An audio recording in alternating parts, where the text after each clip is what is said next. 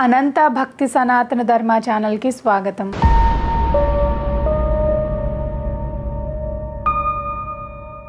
ఓం శ్రీ గణేశాయ నమః. ఓం శ్రీ సరస్వతియే నమః. ఓం శ్రీ గురుభ్యో నమః. మనకు తండ్రి సమానులు ఎంతమంది?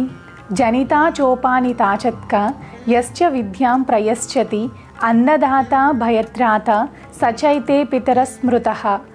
జన్మనిచ్చినవాడు, విద్య నేర్పిన గురువు, ఆకలితో ఉన్నప్పుడు అన్నం పెట్టి ఆదరించినవాడు, ఉపనయనం చేసినవాడు, ఆపదలో ఉన్నప్పుడు రక్షించినవాడు, ఈ 5 మందిని తండ్రులతో సమానమని భార్తృహరిపై శ్లోకం ద్వారా తెలియజేస్తున్నాడు.